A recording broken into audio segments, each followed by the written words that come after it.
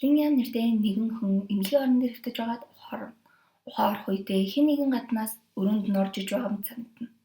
Нэг эр хүн түүний өрөөрөө ойртож ирэхэд Линьян аль хэдийн зогссон байлаа.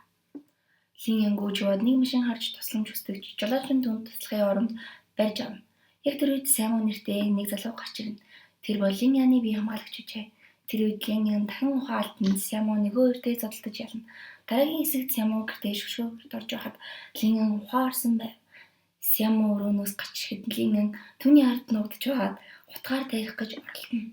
Гэвч Сямо түүнийг барьж аваад орон дээр төлөвлөнө. Линьян маш их айсан тул Сямо түүнийг тайвшруулахыг хичээв. Одоогоос 3 жилийн өмнө Линьян сүйт залуу Чангунтэйгээ урмын зураг авалтанд орж байв. Чангун түүнийг үсэх гэж байтал Лили гэдэг охин ирнэ. Тэр бол Линьяны хамгийн сайн найз юм. Лили Линьяныг тэрвээд Чангун руу харна. Учир нь Лили Чангун хоёр аль хэдийн нууц харилцаатай байсан юм.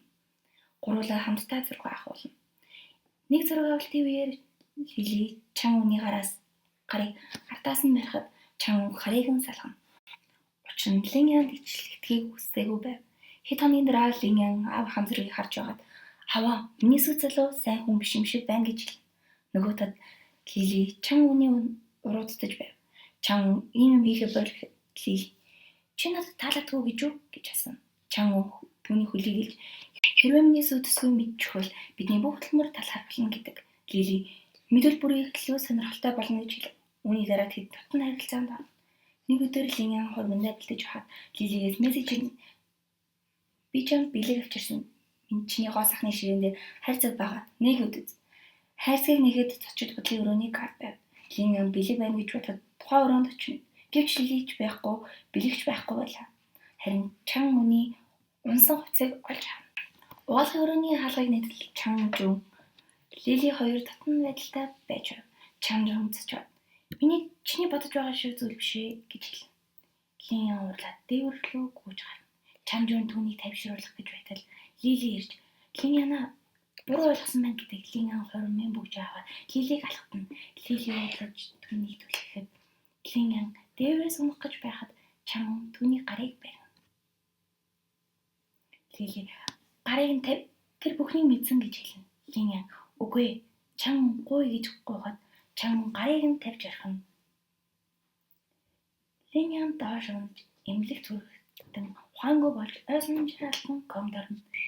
Энэ хугацаанд Чангун Линьяны компани гүйцэтгэх захирал бол бүх хувьцааг өөрийн нэр дээр авахыг хүсэж байв. Нэг өдөр Лили Чангунд гэрлэхийг шаардаж Чангун эхлээд хувьцааг авна гэж урлан загнана. Лили нэгээр залгаж Линьяныг алахыг захиална. Нөгөө талд Линьян Сямо "Чи миний амийг авсан уу? Чи Чангунтай ямар холбоотой вэ" гэж асуухад Сямо "Чи өөрөө намайг компаниас хөөлгсөн шүү дээ. Одоо танай компани яаж байна" гэдэг. Линьян "Компани талаар асуух хэрэггүй" гэж хэлээд нэлийн компанид очихоор зүтгэнэ. Гэвч алхаж чадахгүй байв. Сямо "Ийм байдалтай очих нь буруу" гэхэд Линьян "Би очиод бүгдийг нь буцааж авна" гэдэг.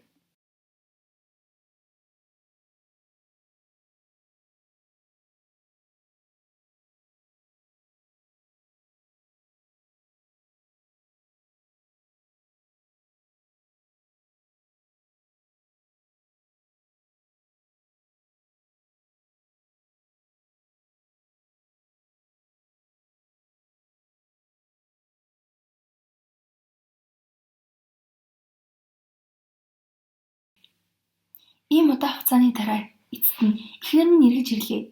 Линьян "Би хэвлэлд дургу. Намайг гэрт нь хөргөж өгөөч."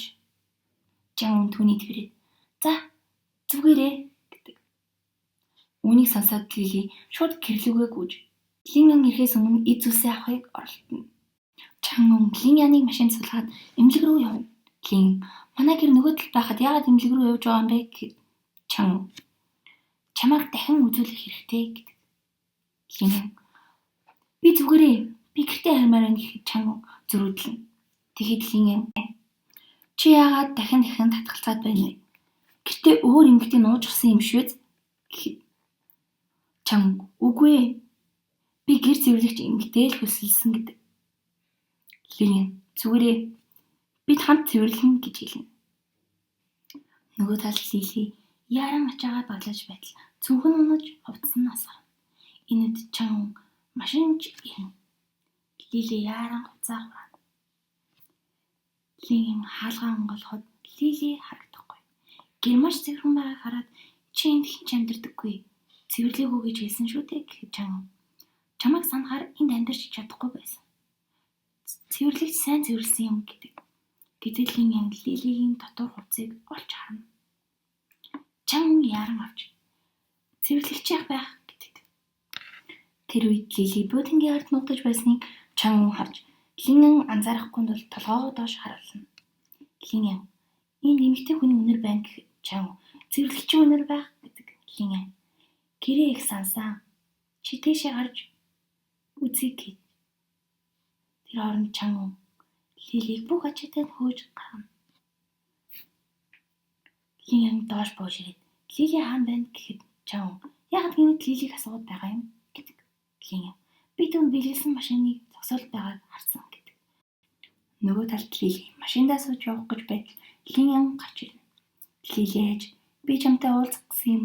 Гэхдээ чи нөхөртөөгөө байсан болохоор сад болмооргүй байна гэдэг. Лингэн яагаад готлгүй байна гэхэд Лили хөл өвдөд хаан тайснаа марчаач гэдэг. Лингэн Чангунд чи компанид очиж ажил хийх байгаа гэснээр Чангун Лилитэй хамт офис явна. Дараа нь Чангун эмч дээр очиж Лингэн яагаад гинэд тухай орсон юм бол гэж асууад эмч ийм өвчтнүүд хөвчлэн ухаан ордоггүй гэдэг. Чангун ослын болсон өдрийн ойсонжаал алдах боломжтой юу гэхэд эмч боломжтой. Бид ойсонжийн сэргийж чадна гэдэг. Чангун дотроо яагаад би түүний ойсонжийг сэргээхийг хүсэх юм бэ гэж бодно. Энэ үед Лили мессеж илгээж би Лингэнтэй уулзна гэж бичнэ. Лили Лингэныг зугаалахыг уриалж 3 жилийн өмнөх тэр зочид бодлын өрөөрөө аваачна. Ариун цэврийн өрөөнд оруулаад чи энд ирээд юм санд уу гэж асуув. Лингэн Лили Чангун хоёрын татан байсан тэр үеийг гинт санаж уурлан Лилиг зохино. Чангун ирээд чи юу хийж байгаа юм бэ гэхэд Лингэн Лили намайг энд авчирч юм санаж байна уу гэж асуусан. Надад маш аимшигтай толгой өвдөж байна гэдэг. Чангун түүнийг тэрвэрэв. Чи юу ч санах хэрэггүй гэдэг. Дараа нь Чангун Лилиг алгадаж дахиж түүнийг энд авчирвал би чамайг өшөөхгүй гэж зандал хэлнэ. Сямо аюулгүй байдлын зөвлөх компани захирал бөгөөд бүх бие хамгаалагчдын дараа яв. Нэг бие хамгаалагч түнд өнөө оройн цагийн хуваарийг хэлэхэд тэр бүх уулзалтаа цуцалж миний мотоцикл хаана байна гэж асууж шууд явж чадав. Үүний дараа нэг ажилтан тэр найз охинтой юу гэж асуухад нөгөө ажилтан үгүй боломжгүй тэр октод огт сонирхолгүй гэж хариулдаг. Дараагийн хэсэгт Сямо Лингэнтэй уулзаж танай компани байдал муудсан байна гэж хэлв. Лингэн чамд энэ хамаагүй гэж хэлв. Сямо хэрвээ танай аав амьд байсан бол энэ бүхнийг хараад баярлах байсан гэж юу? Лингэн аав нь бити дурд. Чи өмнө нь аав минь хувийн туслах байсан. Харин одоо бол биш гэв. Сямо би чамд тусалж чадна. Одоо чи надаас өөр хэн ч итгэж болохгүй гэв. Лингэн намайг чамайг ажлаас халснаас хойш чи алга болсон. Одоо өшөө авах гэж буцаж ирсэн юм уу гэв. Сямо хэрвээ миний хувийн тусламжийг хүсвэл нэг нөхцөлтэй компанийнхаа 50% надад шилжүүл гэв. Лингэн түүний саналыг татгалзаж тэр газраас гарч одов. Гэртээ ирээд Лингэн бэлдэж байтал сүйд залгын цэцэг барин ирнэ. Лингэн цэцгийг авч би ч бас чамтай хамт компани руу очимоор байна гэж хэлв. Чангун чиний биеийн байдал одоохондоо сайн биш байна. Компаниг би ганцаараа зохицуулж чадна. Чи зүгээр л өөрийгөө бод. Бас чамд асрагч хүсэлсэн гэж хэлнэ. Асрагч эмэгтэй орж ирэхэд Лингэн түүнийг хэнэ. Учир нь ком байхад үед нь энэ эмэгтэй асарч байсан ч үнэндээ түүнийг их зовоож тамилдаг байжээ. Үүнийг сонсон Лингэн одоо чамд хичээл заандаа гэж бодно.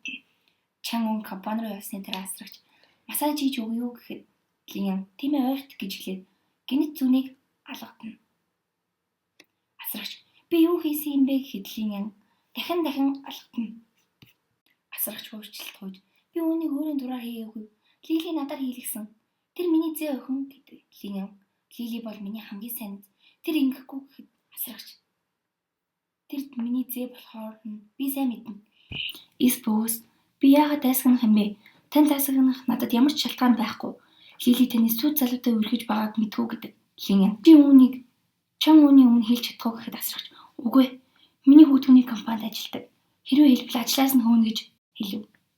Тэгэхэл Лин Ян түүнд чек өгöd. Энэ мөнгө чамайг насан туршид чи хангалттай амьдруулах хэмжээних. Одоо миний хэлснийг хийх үү гэхэд асрагч зөвшөөрнө. Маргааш нь Лили, Чан хоёр ирэхэд Лин Ян Лилигийн авгагч та хоёрын төлөвлөж байгаа зүйлийг надад хэлсэн. Гэхдээ би түүнд итгээгүй. Эцсийн эц чи бол миний сүт залуу. Лили бол миний хамгийн сайн найз гэдэг. Харин асагч Лилиг алгатна. Үүний дараа Лин Ян энэ нэмэгтэй надаас мөнгө аваад та хоёрын талаар муу юм ярьсан. Гэхдээ би та хоёрт бүрэн итгэж байна. Бусдын мөнгөнд орж харилцаагаа эвдэхгүй гэдэг Лили. Уучлаарай. Би буруу асрагч сонгочихсон юм байна гэдэг. Лин Ян сүүлийн 3 жил та хоёр хамт ажилласан. Тийм болохоор компанид зургал гарах нь ойлгомжтой. Харин компанида би эргэж ирээд энэ бүхэн аяндаа алга болно. Тиймээс би одоо компаниа эргэж өчмөр байна гэдэг. Чан үн татгалзаж чадахгүй тул зөвшөөрнө. Маргааш нь Лин Ян компанида очиод авах хахта. Комос гарснаас хойш анхны тузын хурал. Хэрвээ захирлууд надад саад хийвэл та надад туслаарай гэхэд авах. Мэдээж авч намайг харж ханддаг байсан. Одоо би чамайг хамгаална гэдэг хурал хэрэгэд Лин Ян шинэ төслийн талаар олон асуудал байгааг мэдээд эсрэг тал шинэ даргатай хамтарч ажиллахыг хүсэхгүй. Чан үннийг дахин даргатай болгохыг шаардаж байв. Лин Ян Чан үн яагаад шийдвэр гаргах эрхийг надад амархан өгснийг одоо л ойлголоо гэж бодно. Стресс орж Лин Ян арх их угаад бүгд л хуурам эхлэгчид миний эргэн тойронд байна. Эхлээд ав одоо би хинт ч итгэхээ байсан гэж бодно. Тэр машиндаа очиход Лилигийн захиалгаар илгээсэн хэдэн залуус түүнийг алих гэж ирсэн байв. Гэвч тэд юм хийж амжаагүй байтал Сямо ирж Лин Яныг машинд суулгаад хөгжин басаана. Сямо тэдэнд амьдралаасаа уудсан юм уу гэж хэлээд урдаагаар мөнгө шиднэ. Залуус түүнтэй зодтолдож эхлэхэд Сямо тэдний амархан гэлээд энэ мөнгөөр эмчилгээний зардлаа төлөх гэдэг. Дараа Сямо Лили дээр очиод чи Лин Яныг дамжуулах гэж хүмүүс явуулсан уу? Чи түүнийг олон удаа гэмтэх гэж оролцсон. Лили чи хин юм бэ? Лин Янтай ямар холбоотой юм гэхэд Сямо дахин түнд гар өрөөл харамсан шүү гэж анхааруулна. Дараагийн хэсэгт Лин Ян сэрхэд нөгөө өрөөнөөс Сямогийн дуу сонсогдно. Тэр багийнхандаа нэгэн даалгаврын талаар ярьж байв. Лин Ян тийш очиход бүх хүмүүс түүнийг харна. Учир нь тэр Сямогийн танцыг өмссөн байлаа. Сямо нүдэн ань гэж бүгдэд хэлээд түүнийг давхуулан гарна. Энд чинь нөгөө солиотой халтартан биш үү? Нөгөө нь үгүй энэ бол манай жихэн бирч байж магадгүй гэж шингэлтэн. Сямо түүнийг өөр өрөөнд оруулаад шаахаа өгнө. Би өчтөр чамд тусалсан. Гэхдээ чи одоо намайг үзэн яддаг юм шиг байна. Лин Ян яагаад намайг энэ тавьчирсан юм бэ гэхэд чи хитрхи уусан. Тэр түүнийг ханамд тулгаад юуг мэдмээр байна? Юу хүссэн юм гэхэд Лин Ян түүний түлхээд мэдхийг хүсэхгүй байна. Чи мафи эзэн юм уу? Яагаад бүгд чиний үгийг сонсдог юм бэ? Сямо хитрхи их бодож байна. Би аюулгүй байдлын компанид ажилладаг. Лин Ян өчтөр явдал санамсаргүй биш. Надад хэн нэгэн хор өргөх гэж байна. Тиймээс надад туслах хүн хэрэгтэй. Гэхэд Сямо тэгэхээр чи намайг туслаач гэж гуйж байна уу? Лин Ян чи намайг 2 удаа аварсан. Тиймээс би чамд итгэж байна. Хариуд нь компанийнхаа 5% өгье. Сямо би 50 гэж хэлсэн юмсан. Лин Ян би одоо юу ч үгүй. 5-аас илүү өгч чадахгүй. Гэхдээ аавд нь тусалдаг байсан шиг надад туслаарай гэдэг. Тэгвэл чи намайг 24% бие хамгаалагч болгох нэ гэхэд тэр үед нэг гишүүн орж ирээд тантай уулзах гэж нэг алдартай ирсэн гэдэг. Тэр алдартай орж ирээд Лин Ян Сямогийн цамцыг өмснийг хараад татархана. Би бүх хүмж, бүх хувцаагаа өгье. Намайг л хувийн бие хамгаалагчаа болгох гэдэг. Сямо Лин Ян чи түүний саналыг сонсож байна. Хэрвээ надад нэг амлалт өгвөл би чиний бие хамгаалагч болно гэдэг. Лин Ян ямар амлалт гэхэд Сямо одоогоо бодоогүй. Гэхдээ эхлээд надад жаахан тусал гэдэг. Тэгээд алдарт нь уучлаарай. Би зөвхөн найз бүсгүйнхээ бие хамгаалагч болно гэж хэлэхэд тэр уурлаад явна. Маргааш нь Сямо Лин Яны компанид хөргөж өгнө. Суудлын бүс зүүх үед тэд маш ойрхон болно. Үүнийг Жан Үн хараад уурлан Сямо дайрах гэтэл Сямо түүнийг зодож орхино. Дараа нь Лин Ян түүний нүрэн дээр жин тавьж өгөхөд Чан Үн чи Сямотой юу гэж байсан юм? Тэр бол олон хүнийг алсан халуурчин гэдэг. Лин Ян чи их өөрчлөгдсөн. Намайг яагаад бие хамгаалагч авсныг асуухын оронд намайг буруутгаж байна гэдэг. Жан Үн хэрвээ би хамгаалагч авна гэж байсан бол надад хэлэх ёстой. Яагаад заавал түүнийг гэхэд Лин Ян хосуудын хооронд итгэл чухал. Чи Лилитэй үргэлж хамт байдаг ч би хэзээ ч та хоёрыг сэжиглэж байгаагүй. Тиймээс чи ч бас надад итэг гэдэг. Дараа нь Чангун Лилиг алхатна. Чиний балаа үрдээс болж Сямл Лин Яны амьдрал босож орж ирлээ гэдэг. Лили тэр хин юм бэ? Лин Янтай ямар холбоотой юм гэх юм? Чангун тэр бол Лин Яны аавын туслах. Би хамгаалагч байсан. Гадаадд сурсан армид багтаа олон хүн алсан. Гадаа зөвлөмж дотроо маш тогшин хүн гэдэг. Лили зөвхөн сонсоход л аимшигтай юм гэх Чангун. Би түүнийг бидний амьдралаас зайлуулсан. Харин чиний буруугаас болж эргэж ирлээ. Одоо юу төлөвлөж байгааг нь мэдэхгүй. За тэгээд дараагийн бартаараа уулзцгаая. Түр баяртай.